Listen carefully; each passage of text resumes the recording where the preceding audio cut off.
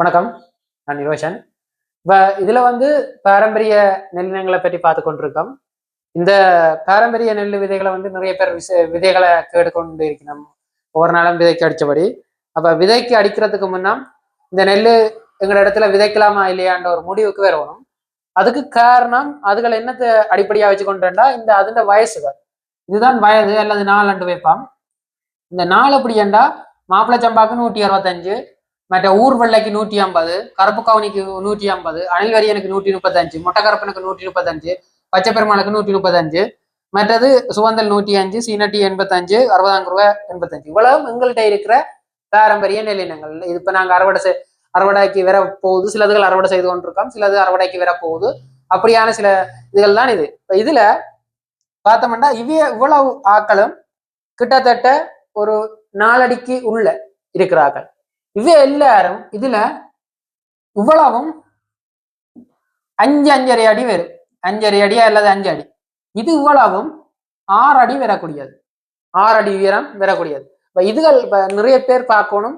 ஒன்று எவ்வளவு நாள் நாங்க தண்ணி நிற்கக்கூடிய மாதிரி இருக்குது, எவ்வளவு உயரம் வளரக்கூடிய மாதிரி. இப்ப இதுல பாத்தீங்கன்னா இது நான் ஒரு கொமனா சொல்றேன்.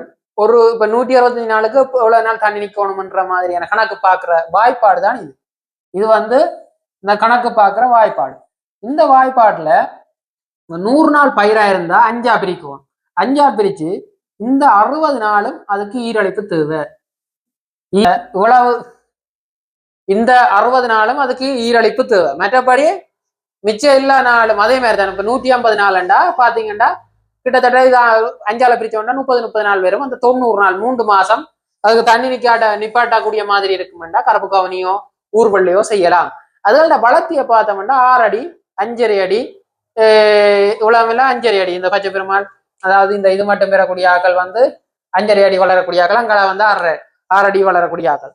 இப்ப இது ஒரு 4-4.5 அடிக்குள்ளதான் இருக்கு. இப்ப இதை நாங்க ஏன் இதை பற்றி நான் சொல்றேன்டா, இது தெரியாமலே எனக்கு இந்த நெல் தாங்க விதை நெல்லுகளை ஆர்டர் செய்து கொண்டிருக்கணும், அதை வாங்கிக்கணும். ஏண்டா போன வருஷம் அதுக்கு முதல் வருஷம் நிறைய பேருக்கு நாங்கள் விதை நெல்லை கொடுத்தினாங்க. போன வருஷத்துக்கு முதல் வருஷம் விதை நெல்லை கொடுத்து சில பேர் விதைக்க முடியாம பின்னாளுக்கு தாண்டி நிக்கையில அறுவடை செய்யாம விட்டுறாங்க. ஆனா போன வருஷம் நாங்க எல்லாருக்கும் கேட்டு ஆராய்ஞ்சு அதுக்கேற்ற மாதிரி தான் கொடுத்தது. அது நல்ல ஒரு ஈல்ல கொடுக்கக்கூடிய மாதிரி நிறைய பேர் ஒரு நாளும் எங்களுக்கு இண்டை கூட இத்தனை பேர் எங்களுக்கு வாட்ஸ்அப் அனுப்பியிருக்கிறோம். மொட்டைக்கருப்பன் விளைஞ்சிருக்கு, பச்சை பெருமாள் விளைஞ்சிருக்கு அப்படின்னு. அப்ப இதே நாங்க இதை மக்கள்கிட்ட திருப்பி விதை நெல்லா கொண்டு போகணும்னா இது பரவலாக்கப்படும். இன்றைக்கு மாப்பிள்ளை சம்பா சாதாரணமா நீங்க இந்தியாவில இருந்தால் பேக்கெட் பண்ணி வருது. அதோட விலையை போய் பாத்தீங்கன்னா தெரியும். குறைந்தது 1500 ரூபா 2000 ரூபாய்க்கு போகுது கிலோ.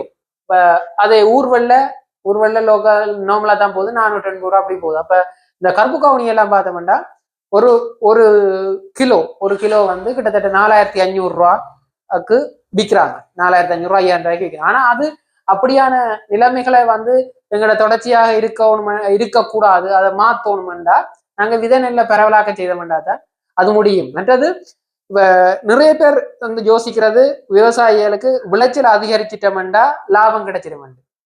லாபம் எப்படி தங்குமெண்டா நீங்க முதல் கணக்கு பண்ணணும்.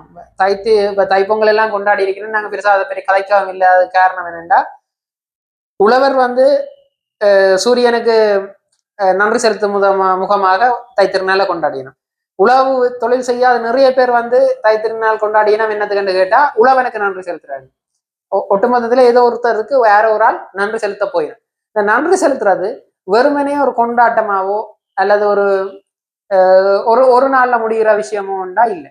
ஒவ்வொரு நாளும் நாங்க யோசிக்கணும். இப்ப இன்றைக்கு நிறைய பேர் உழவு தொழில இருந்து விட்டுட்டு போயிடமெண்டா அவங்களுக்கு சரியான லாபம் கிடைக்கலையேன்ற அர்த்தம். இப்ப பாரம்பரிய நெல்லில் தான் அங்க ஹைபிரிட் நெல்லுகள் ஜெனட்டிக் வடிவ பண்ணப்பட்ட நெல்லுகளை செய்யணும்டா அதுக்கு முக்கிய காரணமா இருக்கிறது விளைச்சல் காணாம இருக்கிறது. ஆனா அந்த விளைச்சலை கூட்டுறதுக்காக இதை செய்யற செயற்பாடுகள் அவங்களோட விளைச்சலை குறைக்கிறன்றதை அவங்களுக்கு விளங்கல. நீங்க ஒரு நெல்லை வளர்க்கணும்ன்றதுக்கு எப்படி வளர்க்குறன்றதை பற்றி எல்லாம் அடுத்த விஷயங்கள்ல வீடியோக்குள்ள பார்ப்போம். இந்த தொடர்ச்சியாக இந்த நெல் வாங்குற ஆட்களுக்கு தேவையான கணிப்பு தான். இது இந்த வயசு நாள் எப்படி இருக்குது. பாரம்பரிய நெல்லுண்டா 85 நாள்ல இருந்து 165 நாள் மட்டும் நெல்லுகள் இருக்குது.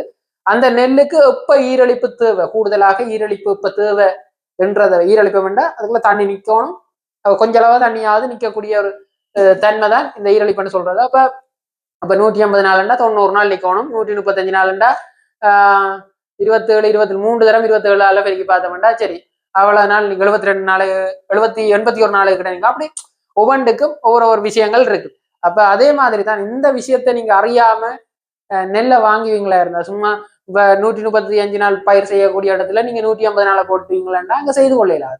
அதே மாதிரி 165 நாளை போடுவீங்களாண்டா செய்து கொள்ளலாது. சும்மா ஆசைக்காக வாங்கி அந்த விதைகளை வீணாக்காதீங்க. வேணுண்டா இப்ப நீங்க கொடுக்குற காசை விட விதையில பொறுமதி சரியான முக்கியம். அதை பற்றி நாங்க யோசிச்சு செயற்படுவோம். நன்றி.